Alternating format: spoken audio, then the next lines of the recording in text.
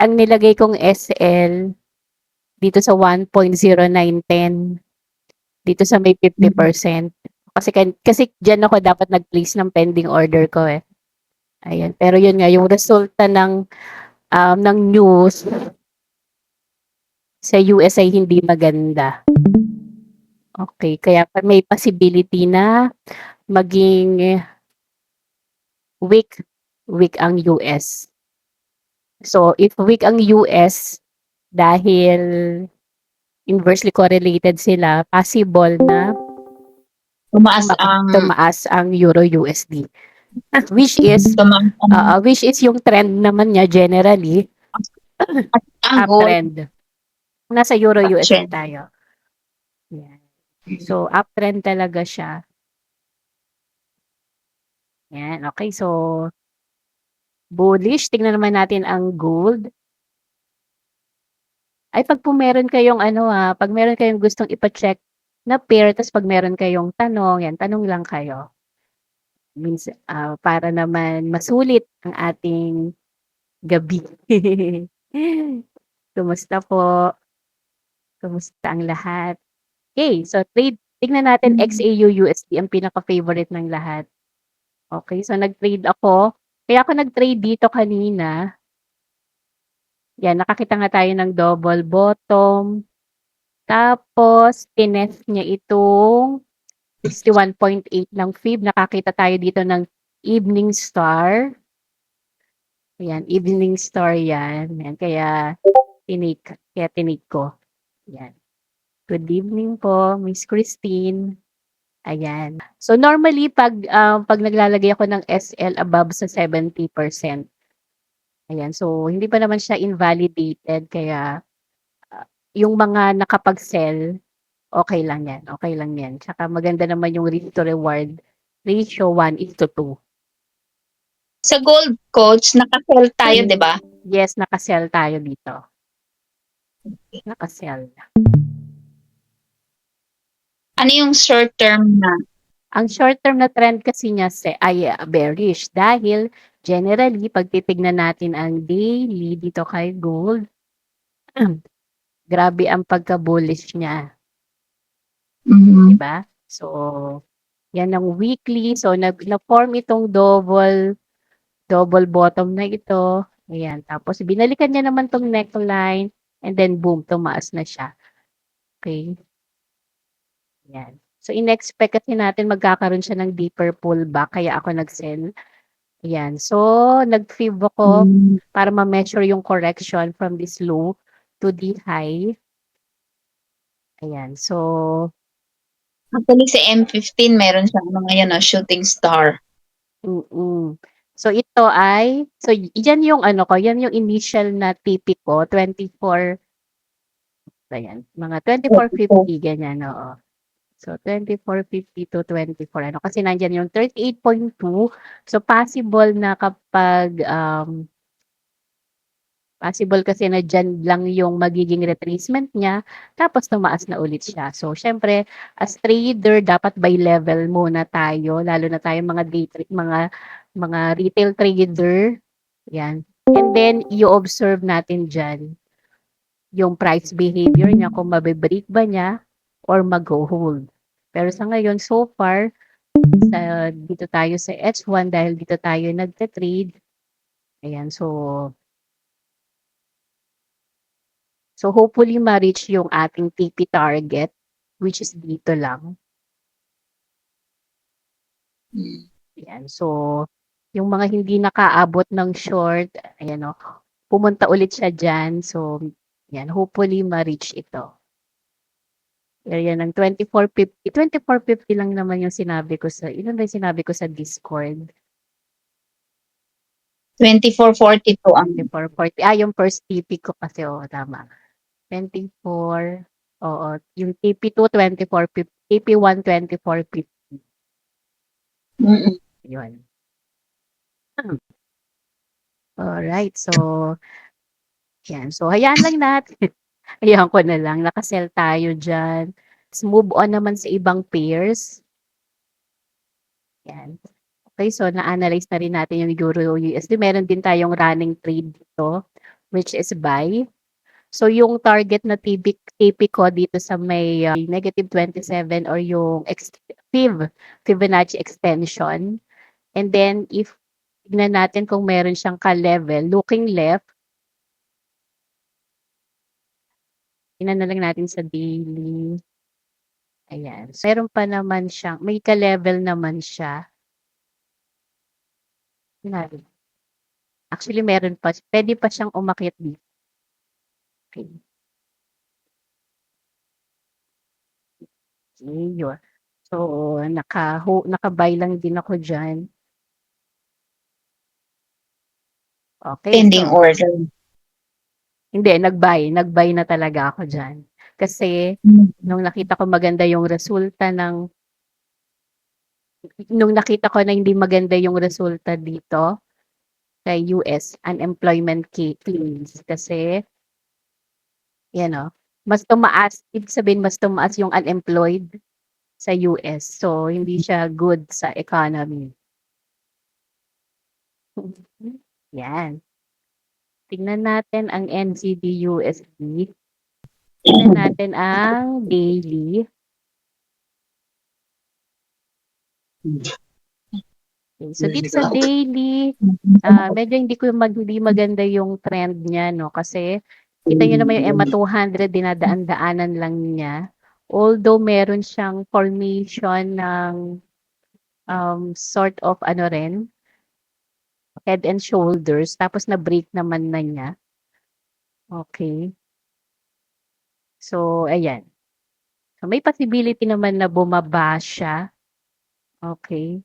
So, if bearish tayo dito sa NZD-USD looking at the daily, dapat sa lower time frame like H1, makakakita tayo doon ng any bearish price action din. So, titignan natin dito sa H1 kung may bearish price action. Kailangan align yung mga yung time frames na tinitignan natin para lang sure. So far meron din kasi ang EMA 200 ay pointing downward na. Okay, so if magse-sell tayo rito, so narito na yung price. And then bigyan natin ng breathing room ang price. So siguro dito sa above EMA 200, ayan. And then ang target muna na TP ay dito. Yan, which is maganda rin naman. Ayan, ang maganda rin yung risk to reward ratio if feel nyong mag-trade dito. Pero ako kasi may running trades na ako kaya okay na ako dun sa dalawa lang na trades na open for now. Ayan. So ako tinitingnan ko rin ang retail sentiment. So if titingnan natin ang retail sentiment dito kay NZD-USD, yan o, dito sa Euro-USD, yan o, ang daming retail traders na tawag dito, nagsho-short. So, tayo dapat laging against the crowd. So, tama ang bias natin na magbabay tayo or bullish ang ating bias. Okay? So, NZD-USD. Pag may tanong lang kayo tanong lang kayo. NZD-USD, check natin. NZD-USD. Ayan. Okay, so dito naman, okay, maraming nagsho-short kaysa sa naglo-long. Okay? So, pag ganon, pag hindi aligned ang bias ko, dito sa nakikita ko, medyo ano muna tayo. Medyo pwedeng ang position size nyo, bawasan nyo kasi hindi aligned ang mga stars. Hindi aligned ang mga stars. Ayan. Okay. Pero ito, mukhang possible naman siya. Yan. Okay? Kasi forming ano rin naman siya, mukhang inverted head and shoulders. Tapos, kita nyo naman, nagkaroon ng change ng trend. Okay? So, from higher highs, may creation ng higher highs and then, ayun. So, nakita nyo, nagkaroon na ng lower low. Okay? So, which lower than the previous low, okay?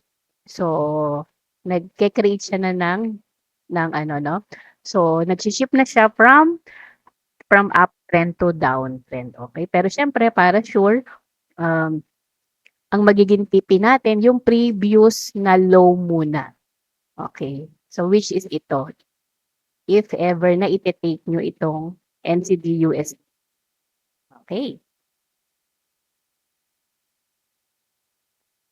Next na ba?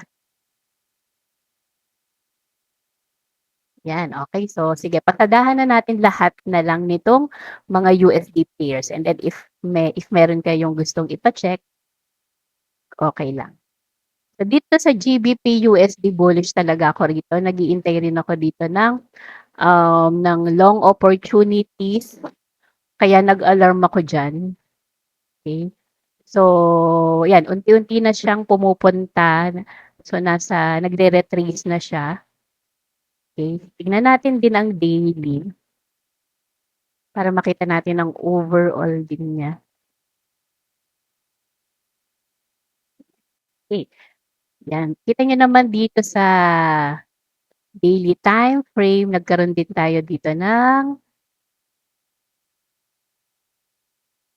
ayan o, ng inverted head and shoulders, tapos yung tumaas na siya. Okay, so hopefully yan o, dito rin magandang level 'to dahil previous resistance yan, possible na mag-act as support. Okay. Ayan, tingnan natin kung ilang ano yan, kung ilang pips. Ayan, nasa 100 pips. So, if ever naman na puwede din naman tayong mag-short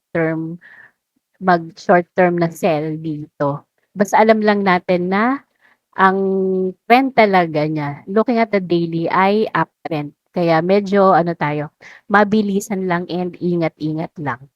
Okay. Yan. So, hintayin natin na magkaroon ng pullback tsaka tayo magba-buy.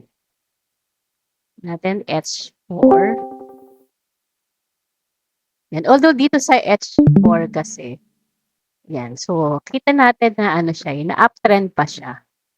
Okay, wala pa ako nakikitang any bearish price action or reversal pattern dahil kita nyo naman nagke-create pa rin siya ng higher highs and higher lows and hindi pa naman niya nabe-break itong previous low. Okay? So, possible na puwede na rin tayong okay. So, pero alanganin pang mag-buy. So, normally if gusto natin ng quick trade lang, magba-buy tayo dahil magandang level din 'yan na meron din tayong demand level diyan sa H4. Okay, so possible na magkaroon din dito ng reaction dahil previous resistance din 'yan, So, possible na mag-act as support. Okay, kasi ilang pips din 'yan if ite-take natin ngayon. Ayan, nasa 50 pips din siya, okay. Tignan nga natin ang 5 minutes.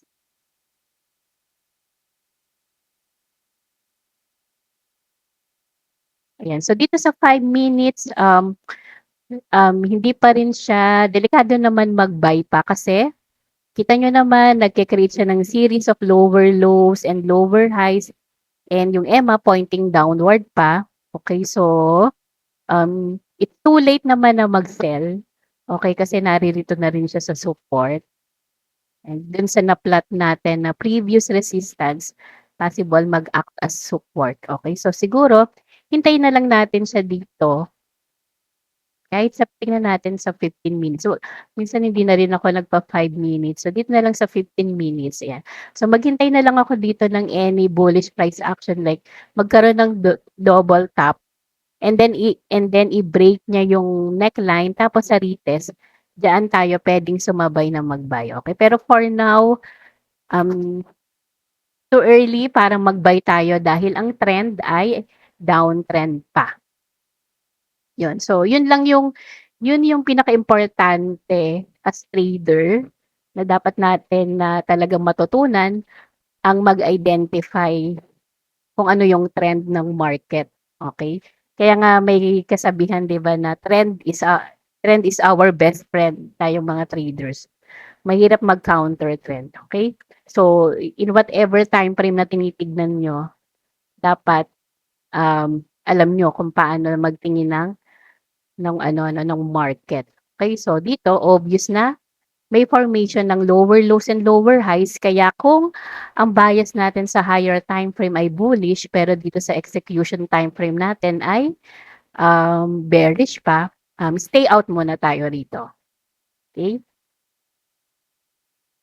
Yan.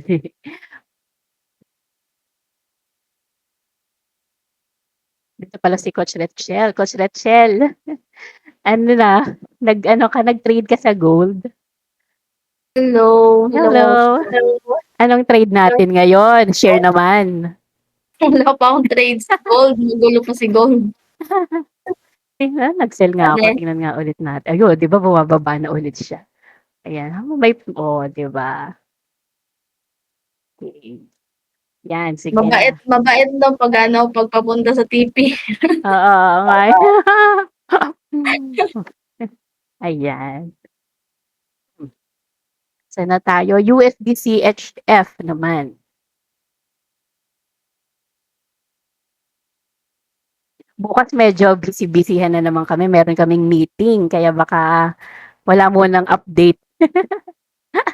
Pinangunahan na, eh, 'no? Pupunta ulit kami sa office. USD CHF.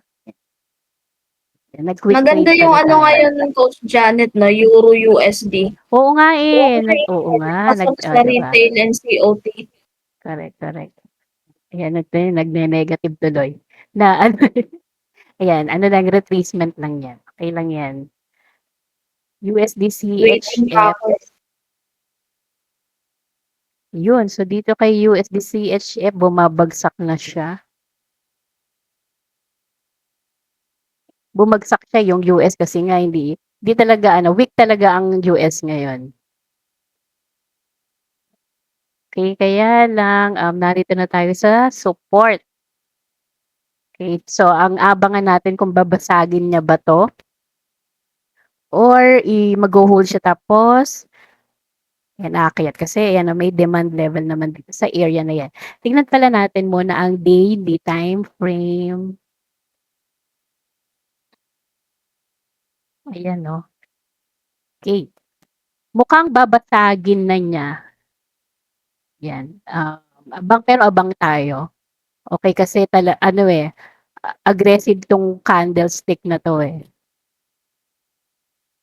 Okey. Kaya lang,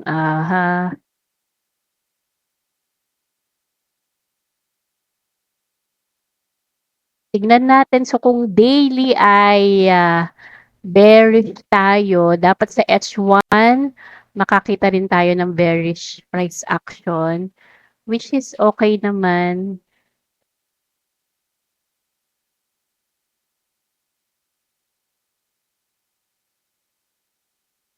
Ayan.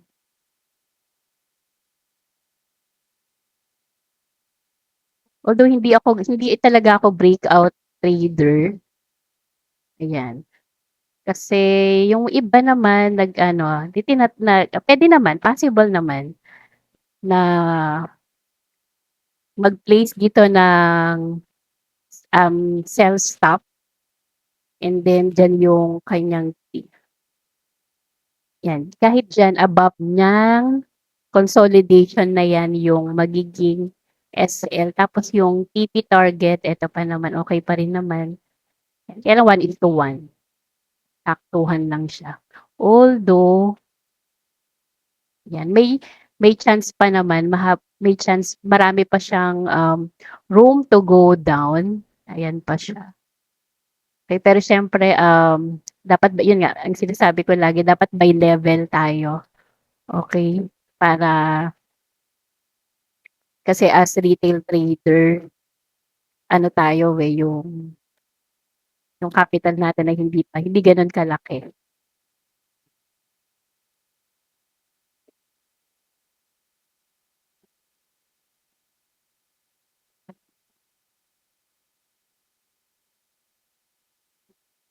Aha.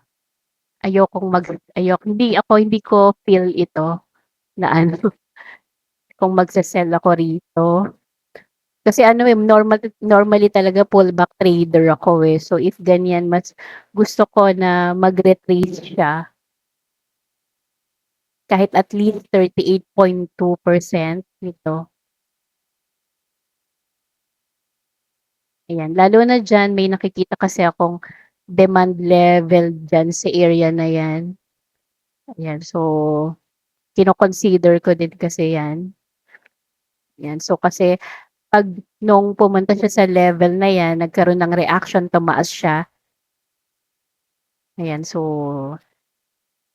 siguro ang pinaka the best din na gawin natin kapag talagang magkaroon ng breakdown tapos sa retest, dun tayo papasok, 'di ba? Yun yung pinaka-safe dito kay USD CHF. Okay. Next, USD JPY. So, iniiwasan ko 'tong USD JPY, 'tong may mga JPY dahil magba-buy lang ako dito kay USD JPY kasi yung JPY, tignan natin tignan nga natin yung retail sentiment ng USD JPY. Medyo hati. Yan, nalilito yung mga retail traders. So, 'pag ganyan, iniiwasan ko rin 'yan. Ayan, so pagkasama kasi sa trading plan niyo yung pagtingin dito, dapat stick lang kayo dun sa plan niyo. Like 'yan, 'di maganda, hindi ko gusto yung ratio niya, kaya ano muna ako, stay out ako dito kay USD JPY. Ayan, pangit. Okay, AUD USD naman.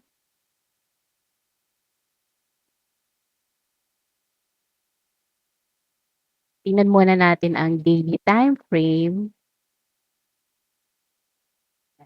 Dito sa daily time frame, bullish din tayo diyan kasi nakakita na tayo ng breakout dito sa resistance. Okay, so naghihintay rin ako diyan sa area na 'yan. Ayan, papunta na pala siya diyan. Ayan, tina-touch niya na itong previous resistance, possible na mag-act as support. Okay, yan. So, bullish tayo dito kay AUD USD. Okay, so dapat sa H1 makakita tayo doon ng bullish price action dahil bullish ang ating bias sa daily. Okay? So, dito sa H1, okay, so wala pa tayong nakikitang bullish price action dahil sa ngayon ay choppy siya. Okay? So, choppy siya and at the same time, yung EMA 200 ay straight lang. Okay? Kaya, pass ako dito kay AUD USD dahil hindi aligned ang daily ko na bias with the H1 na pinapakita niya sa atin.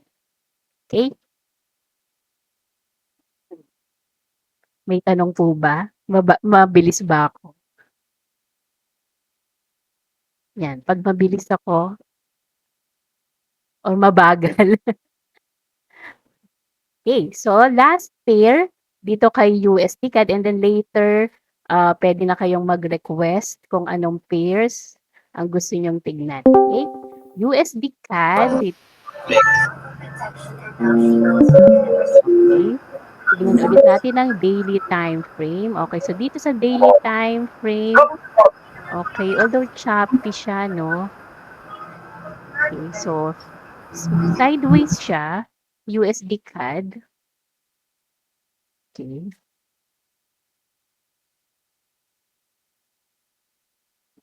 And then, if tingnan natin closely, okay, nagkaroon naman ng breakout dito sa resistance na 'to, okay? So bullish naman, bullish siya, okay? Dahil nag-bounce siya ulit sa support, Yan, kita naman natin, daming mga bounces diyan.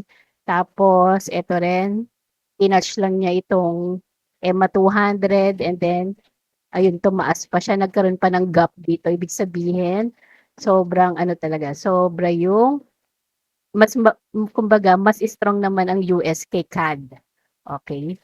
Kaya lang currently, ang price ay sideways na naman dito. Okay? Okay, so kung bullish tayo sa USD CAD, looking at the daily, ganun din, dapat sa H1 ay makakita tayo doon ng bullish price action. Okay? Although meron naman siya kasi nagkaroon dito ng inverted head and shoulders, umakyat, niretest naman niya itong neckline and then tumaas. Kaya lang sa ngayon, hindi lang maganda yung price action niya dahil choppy. Okay? So, pag choppy kasi yung market, hindi natin alam saan yung pinaka-support niya, pinaka-resistance niya. Yan, okay? Kaya pag ganito, advice ko sa inyo kapag choppy yung market, stay out tayo. Okay? Kasi papasakitin lang yung ulo natin pag ganyan. Okay? Gusto natin yung maganda yung trend.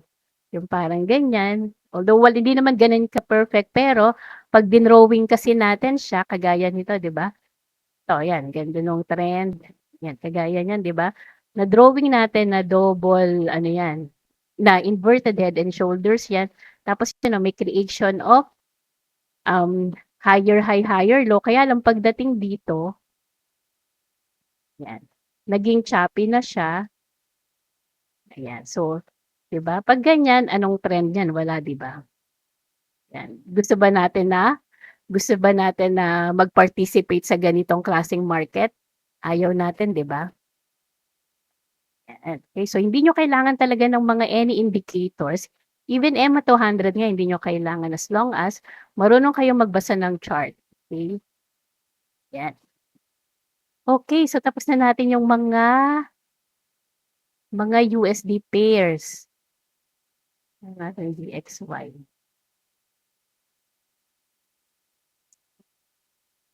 DXY naman medyo choppy lang din siya. Okay. So lumalaban ang sell natin. Okay. Yan, okay. So meron pa ba kayong ibang gustong ipa-check? Kasi ako talaga normally mga USD pairs lang yung tinitignan ko and then sa ibang pairs naman mabilisan lang. Papakita ko sa inyo. Halimbawa, Euro JPY. Yan pangit, ayoko niyan. Euro AUD,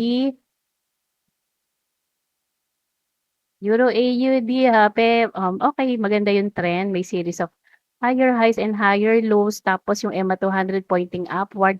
Ito pwede. Mukhang pwede itong pagbigyan. Possible siya. So, pwede tayong mag-buy dyan. Okay? As long as makakita tayo ng confirmation. Pero sa ngayon, wala pa tayong confirmation. Okay? Pero naririto na siya sa previous resistance. Possible na mag-act as support. Okay? Yan. So, ganun lang. Euro GBP, mabilisan lang din ako ito. So, ito, sideways siya. Okay. Yan, nagkakaroon ng attempt dito.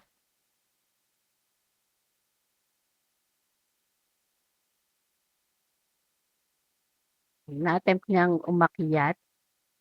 Okay. Pero, hindi maganda yung mga previous candles niya kasi puro doji lang. Okay. So, indecisive. Puro mga indecisive. Kaya pag ganyan siguro, hindi common, kasi hindi naman common nasa resistance, ay magse-sell na tayo, 'di ba? Kailangan pa rin natin ng confirmation, okay? Tulad niyan, nung nasa support siya, nagkaroon naman siya ng confirmation kasi meron ditong double top, 'di ba? Okay. Yan. Tapos niretest naman niya ito yung ano. Yan. So diyan pwede talagang mag-buy. Pero sa ngayon wala pa kasing any bearish price action, okay? Kaya ano lang muna tayo dito. Stay out din. EuroCAD, ayan. To pwede rin pagbigyan kasi uptrend naman siya, walang kaduda-duda. So, yan yung gusto natin, no? Yung hindi tayo magdududa kung ay uptrend ba to, ay downtrend ba to, ay choppy ba to. Okay, so ang problema na lang natin ay kung saan tayo magte-trade. So like yan, nakita natin, pwede dito. Kasi previous resistance yan, possible na mag-act as support. Okay? Yan. So ganun lang ako mag-trade. Tapos Euro NZD. Tulad niyan, Euro NZD. Hi, ma'am. Hi. Hello po. Good PM, ma'am. Good Ma'am, PM. mostly ng trades niyo po sa ano, no? Tag ito, 1 hour. Ano po yun? Ang trades niyo, ma'am, mga entries niyo. Mga entries ko talaga, puro mga USD pairs. Saka yung time frame niyo, ma'am, Yung time frame 1 ko, hour ganun. H1 hanggang M15. Pag nakakakita na ako sa M15 ng double top, and then, ayun na, pwede na akong pumasok doon. So, normally talaga, chart patterns ako, price action, kasi minsan yung mga candlestick kasi, minsan parang mga trap lang yun eh. 'Di ba? Ayan. So, ano talaga tayo. And then, market structure. Yan. Mahilig ako So, mag-drawing. Mahilig ako mag-drawing. Mga Mm. ganyan-ganyan. Yan, para Mm. yung So, ganyan. bali, ma'am, yung ang style ng pag-entry niyo, parang, for example, pag trend, ang entry niyo is dun sa parang pullback niya, no? Yes. Tapos hahanap po kayo ng mga bullish na candlestick. Saka ano pa ba yung mga candlestick na ginagamit ni ma'am? Depende. Like dito sa gold kasi merong evening star eh. Balikan nga natin yung gold. Mm. Ay, si Sir Jun Yang Lee pala to. Yes, ma'am.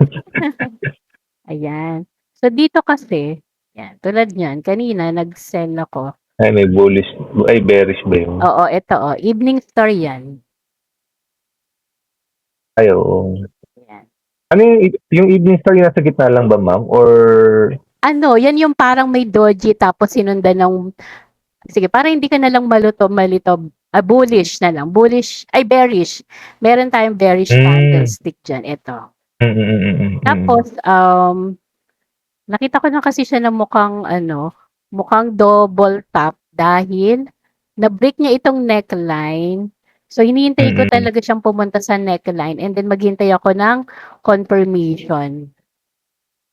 Ayan. Actually, nag-pending order na nga ako dito sa may kanina, dito sa may neckline. Tapos, tignan mo si tapos, sakto, nakita ko yung merong evening star or bearish na candlestick. So, sabi ko, mukhang pwede to. Tapos, ayun, naman, nati-trigger naman. Ayan. Yes, So, ma'am. Alhati na. price action tayo. Price action pattern tayo. Para, para sigurado. Bihira ka man mag-trade ng mga parang breakout tapos retest. Mga ganun po. Ito, breakout yan. Nag-breakout yan, kaya hinintay ko siya sa retest. Kasi yun yung talaga, ayun yung pinaka-safe. Breakout tapos retest. Tulad niyan. Tulad niyan dito, 'di ba? Nagkaroon ng breakout dito. Halimbawa, i-replay natin. Oo nga, kitang-kita din. Yan. So, syempre yan, inaabangan natin yan. Uy, nagkaroon ng resistance kay gold. So, titignan natin kung mag-hold ba yan or mabe-break. So, di ba, i-play natin. Oops. Nako, nag-break out. So, pagka ganyan, ma'am, hintay natin mag-pull back. Na pumunta, na-test niya itong breakout point niya. Okay, di ba? Resistance turns to support. Yan. Yan, o di ba? Nire-test niya. So, pag dyan, pwede ka nang pumunta sa 15 minutes. Yan, para talagang makakita ka doon ng nga natin, sa baba tayo ng 5 minutes. Ayan. So, 5 minutes, di pa ako magte-trade. Kasi downtrend pa siya. Okay, another 5 minutes. Oops, buti na lang hindi ako nag-trade kasi bumaba pa siya. Okay, 5 minutes. Maghintay talaga ng... Oops, yan na, mukhang malapit na. Pero, gusto ko double bottom or any bearish price action or talagang magkaroon ng malaking bullish. Kasi ito mukhang di pa ako satisfied. So next. Ibig sabihin niyan, ma'am, kasi 'di ba bumaba na siya diyan sa may previous resistance, support na siya ngayon. So hintayin mo pa siya ng isa pang baba, ma'am? Or Oo, hindi basta makakita ako diyan ng makakita ko diyan ng bullish price action. Tulad niyan, sabi ko, mukhang puwede na 'to, puwede na 'yan. So, puwede na ako mag-buy diyan. Pero kasi maganda naman yung magiging risk to reward ratio ko dahil ito yung magiging target TP mo. Tapos yung SL ko normally ilalagay ko sa EMA 200, sa below the EMA 200. oo. Yung ganyan. Or another pa na ginagawa ko, magfi-fib ako from this low to the high. Ayan, Tapos tapos ang below 618 ng 70%, which is okay lang din kasi tama rin naman below naman ng 70%. So, ayan ko na. Oo.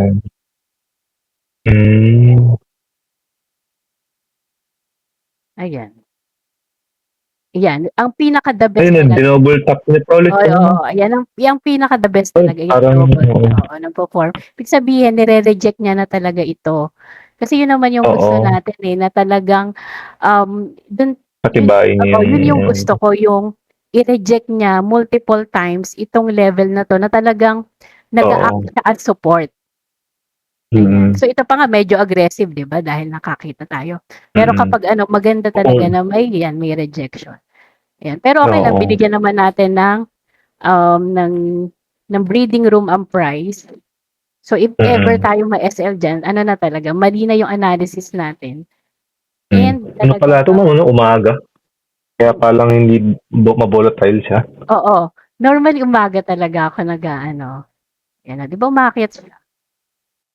Ayan, ganun lang. So, hihintayin lang natin yung kapag nakakita tayo ng resistance, natin yun, i-observe natin yun, lalo na kung alam natin si gold ay very strong yung after niya, di ba? Yung momentum niya, bullish talaga eh. Yes, ma'am. Ayan, so na-reach naman niya yung target TP natin kasi di ba dito nga lang natin sinet. Oo, nagpas pa. Yung lumagpas pa. Okay. Yung ganun, so balikan ko na yung pinaka-latest niya. Ayan. So, So, ngayon, ang resistance na inaabangan natin dyan,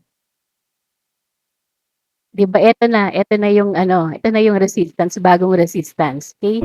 Kasi, nung pumunta siya dyan, ayun na, bumaba na siya, okay? Ibig sabihin, dyan natin, kung medyo nag-aalangan tayong mag-buy, kasi nga, siyempre alam na natin na hanggang dito na lang muna yung price kay gold. Parang gano'n, nag-usap yung mga buyer and seller. Okay, so hanggang dyan na muna ha. Okay. So dyan naman tayo mag-iintay pag magbe-break yan and retest. Retest, oo. Pero sa ngayon, confirmation. Pero ngayon, sige, pagbigyan, nakakita tayo ng bearish. Ito, yan ang bearish candlestick. Tapos, syempre hindi natin sinasabayan to, di ba? Habang bumababa yan, yun yung no-no din na natin no-no na dapat natin gawin. Na habang nag-i-impulse siya, sinasabayan natin. Delikado kasi parang yan. ka-counter. Kaya hintayin natin siyang mag-pull back. So, dalawang klase ang pwede nating gawin.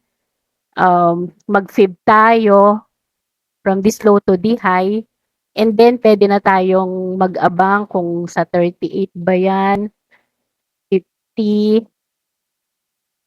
yan. Okay. So ako normally sa 50% talaga ako, lalo na sa H1 lang naman yan. Mag-place ka ng pending order mo dyan. Okay, kung sure ka talaga. Tapos, ang SL ko lang dyan, laging above lang yung 70%. Tapos, ang TP ko, ayan, dito lang sa previous. Para lang or minsan dyan. Kaya dyan sa FIB ko meron yung FIB extension.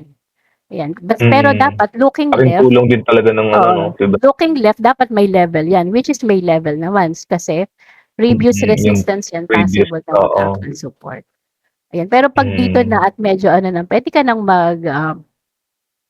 na rin mag-manage ng trade mo, mag-close ka ng half ng TP mo tapos ibabababa. Ay, mali pala 'tong ay tama, mali pala yung ano ko 'no?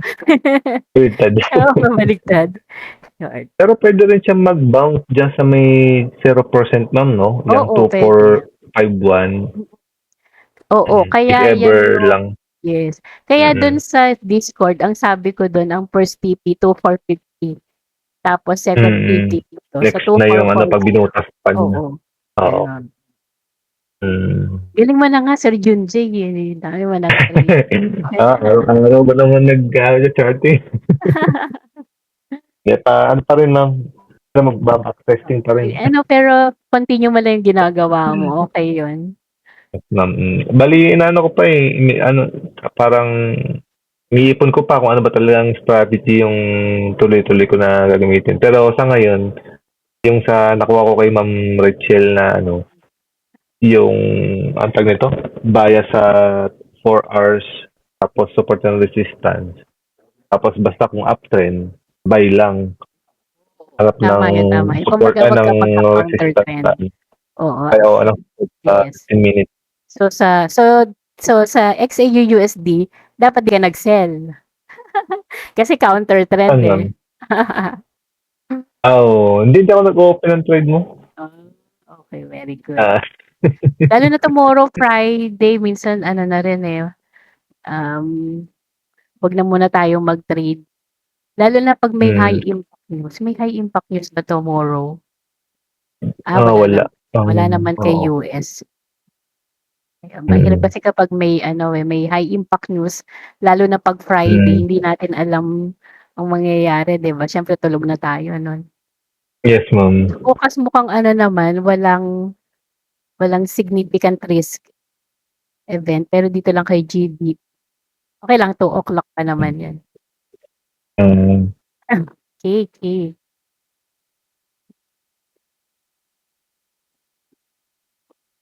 Uy, may tanong ba kayo? May tanong pa ba kayo? Thank you po Sir Junjie, sa tanong niyo. Welcome. Thank you din, ma'am.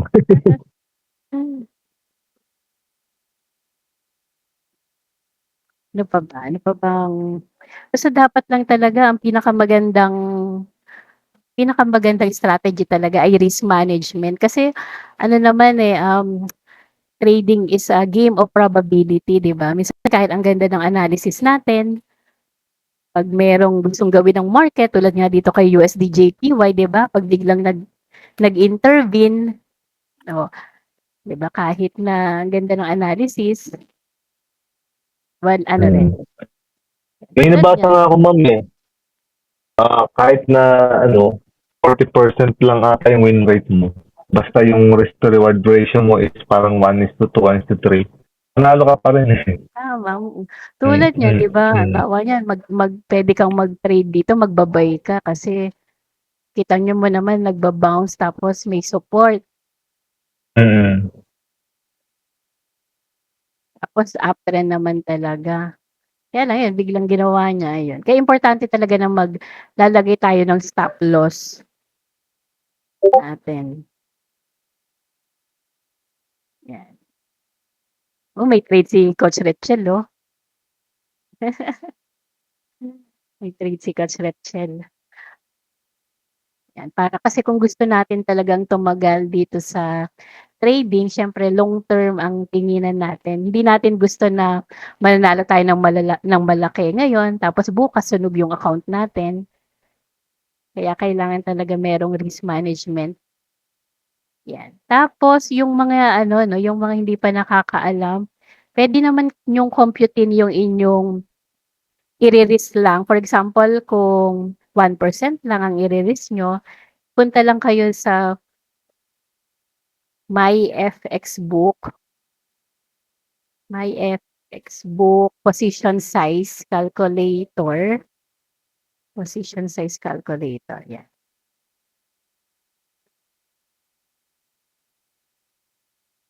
Yan. So halimbawa kay XAUUSD, Sige, bawa na lang si Euro USD.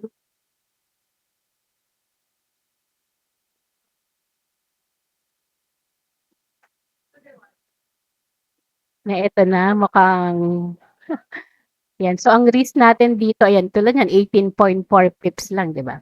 18.4 pips lang ang risk, ang ano natin dyan. So, for example, ang account size nyo or yung capital nyo ay $1,000. Tapos, ang gusto nyo lang i-risk per trade, 1%. And then, yung nakita na, then yung SL natin na na-place ay 18 pips. Tapos, click nyo lang calculate. Yan. So, therefore, 0.06 lang ang lot size na dapat nyo Pwedeng dapat nyo gamitin. yan. So yung pala yung computation nun, yung sa baba, yung 3.16 ba yun, ma'am? Ay, ma'am, pwede patingin nga uli yung sa stop loss, yung sa Stop chart, loss. sa kung paano computing. Ay, ito, yung nakalagay rin ito, Ayan. 18.4. Yan. 18 point. Okay. Gusto ko na. So, sige, kahit gawin na lang natin 18.4. 19. Meron palang decimal. 19. Tapos, click lang calculate. Yan. Ngayon, kung gusto nyo naman na kalahati lang ng 1% para if ever man na ano, di ba, meron pa tayong pang trades kay Euro, kay XAU USD. So, 0.50 lang. Okay, kasi para hindi natin i-expose yung ating capital. Yan. So, 0.03 lang ang dapat nyong gamitin pag ita-trade nyo yung Euro USD para makatrade pa tayo kay XAU USD. Kasi ako nire-recommend ko talaga na 1% lang ang ating i-risk. Epic book. Ayun. Tulad niyan, pag nataya tayo dito, di may pang trade pa ako. Pag na-SL, oh. Ilan uli yung ano nyo? In a day? May mga limit ba in a day ng trades, ma'am? Ano naman, actually wala naman limit, basta 1% lang. Basta 1%. So, minsan kasi depende rin, mga 0.5, 0.25, ganun, para basta hindi lang ako lumalagpas talaga ng 2%. Ayun lang yung ano. 1%. Computing ko nga itong pinaplot ko ngayon for Okay. ano ba itong Oh, ayun. Okay. Yun. Yung iba po ba may tanong? Tapos,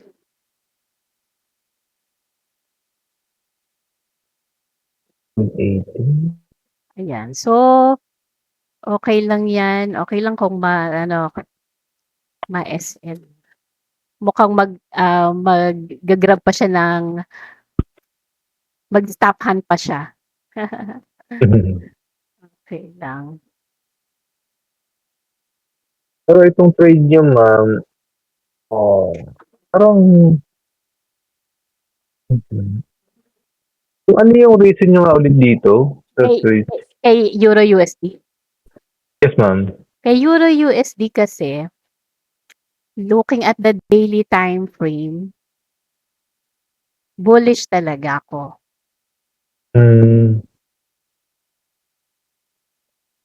Sobrahin natin para malinis. Parang retest siya nun, no? Yan, di ba? Parang I-create siya ng series of higher highs and higher lows, and then ang last step nga na ginawa niya ay impulsive. Okay? So, ang next step talaga na gagawin niya ay correction. Okay? Ganun lang naman di ba? Impulse, correction, impulse, correction. Ganyan lang lagi step ng market. Okay? So, ang turuan namin dito sa impulse, hindi tayo dito magte-trade, kundi sa correction. Okay? So, ngayon, nasa correction phase tayo, kaya dito tayo kaya nag-aabang-abang na ako ng aking trade setup dahil nga, yun, nasa correction phase, and then, nakita ko nga sa H1, nakakita ko doon ng, ay teka. Yan. nakakita ko ng bear flag. Okay? So, bear flag is a continuation pattern which is ibig sabihin kung kung nag-move siya to the upside, ibig sabihin magkakaroon tayo ng move to the upside. And then normally talaga meron akong ginagamit din na pang sukat or measurement para makuha yung next TP. Okay, so usually dito sa may pole ng plug,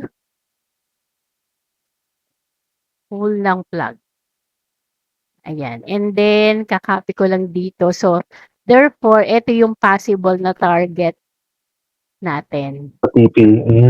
Target. Galing. Yun. Pero syempre dapat tingnan natin kung meron siyang level. Yan. Tulad niyan, nandiyan naman yung fib extension dito sa may negative 27.2%. And then, tingnan pa natin sa daily. Yan, okay. So, meron din naman siyang level dyan. Yan, mga resistance. Yun. Yan.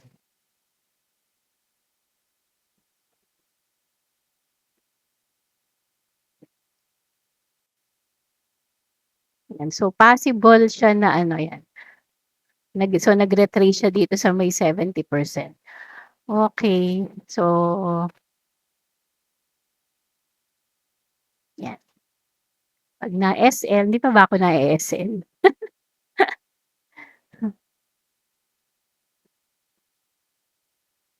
Hindi pa naman. Hindi pa naman. Hindi pa naman. Ayan, okay.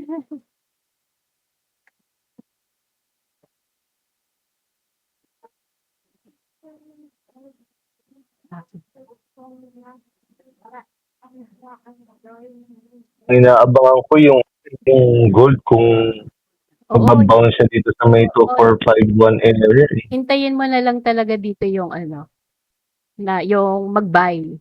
Yan, dyan sa may 27, na line yan. Oo. Hindi.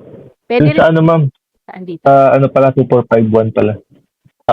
Titignan ko kung magbabounce ba siya dyan. Oo, pwede naman. Euro USD.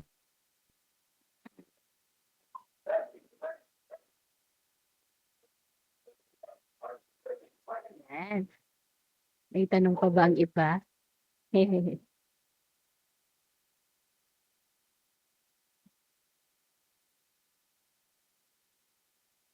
Malapit na tayo mag-buy. Konti madaling araw na yun. Grabe Hindi ko na Monday no? Biglang bumulusok eh. Nako po. Ito yung Monday. Nag-all-time high eh. Parang walang binabase gold na sobrang baba, ma'am, no? Parang lagi pataas lang siya. Kasi kitang-kita naman natin dito sa COT report. Sa COT report. Ay, hindi ko pa pala nasa-send sa'yo itong COT report, no? Hindi Ano ba to? Yung lang ba yun doon sa sinasin ni Sir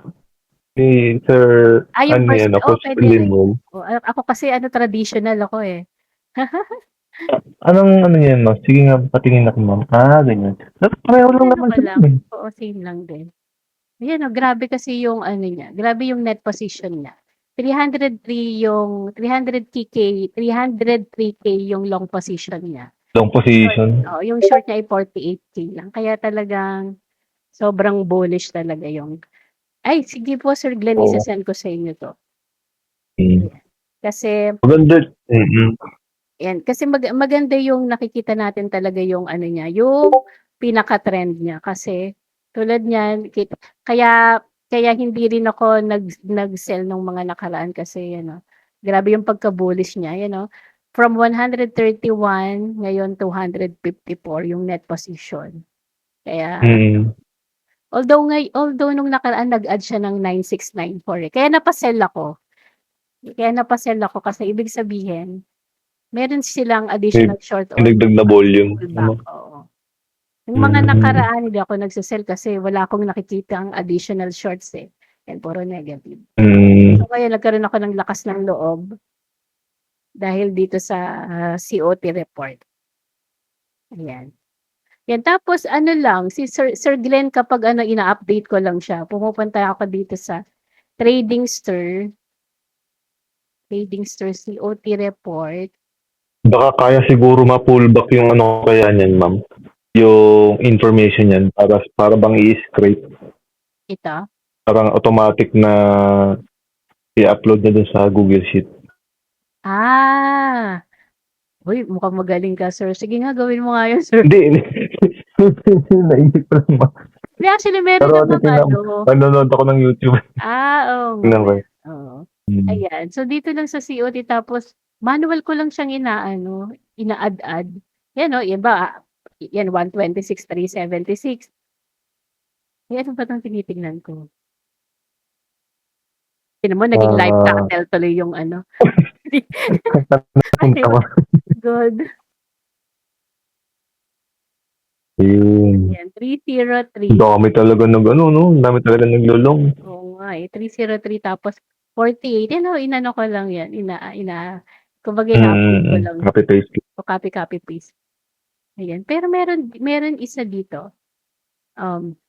COT perspective. Baka ito tinuro na rin ni Coach Lemvel sa inyo, yung COT perspective. Yan o. Meron na siyang kung ano dyan. Kaya lang hindi Dito siya, parang, meron na siya dyan. Naka-summary na siya. Kaya lang hindi kasi, although, bawa yan, Euro USD.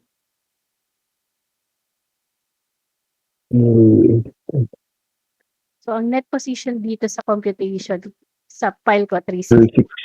3623. Dito, bakit dito 11? O hindi pa ako nag-a-update dito kay ano. July 9 naman. 160. July 9. 170. Ma'am, July 9. 170. 363 to sa kanila. 3623. Range long ba yun, no? Oo nga, ang laki naman ng difference. 3632. Tignan nga natin dito, COT report.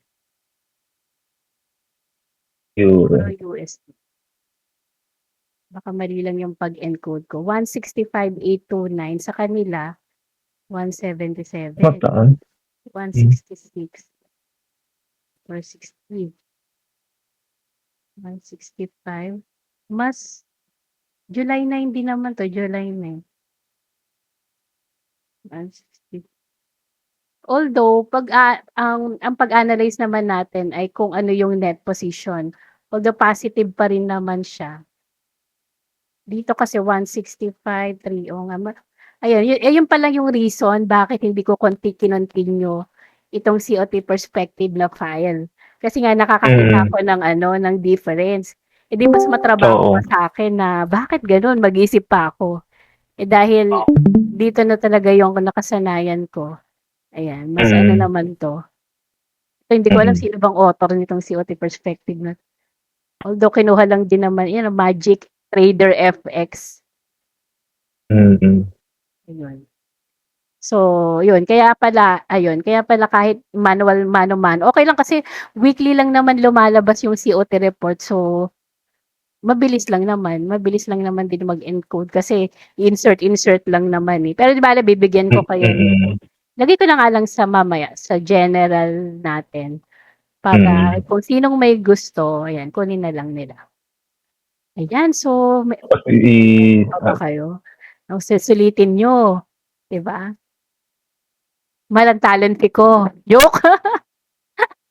Malang talent ko.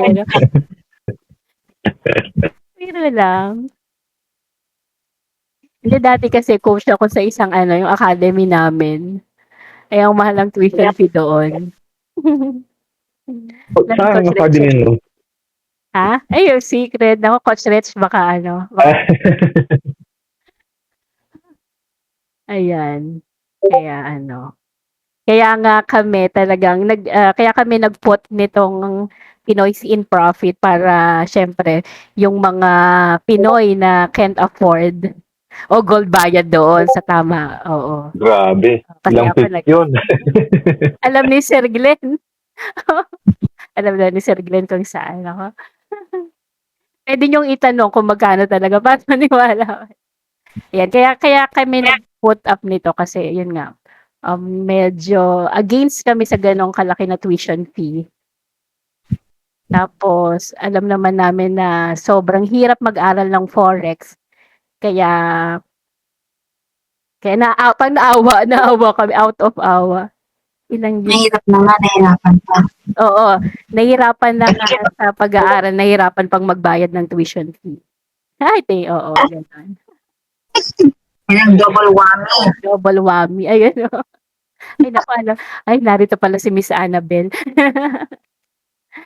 Kaya parang ano na lang namin, out of kaya nga kaya nga ganito kami din kaporsigido. Kasi nga parang ang sabi nga daw kami parang peep boat. So, sine-save namin yung mga nasa Titanic. Actually, maganda talaga yung ano niyo, ma'am, eh. Ha? So, maganda talaga yung itong community na to. Tsaka yung niyo, yung parang yung goal niyo na makatulong sa mga medyo na naliligaw or Naliligaw. yun nga, nasa Titanic. Kasi nga 'di ba, ang hirap talagang maging forex trader. Sobrang hirap maging forex trader. So, kaya kailangan talaga natin meron tayong community. Oh, masakit sa ulo, masakit pa sa bulsa. Tama, tayo lang din kasi nagkakaintindihan dito, eh. Kasi yung mga kasama naman natin sa bahay, wala silang alam, 'di ba? Wala silang alam sa pinagagawa natin. Akala nila Ang maganda yung may nakakausap kasi dito, eh. kaya kaya thankful din kami sa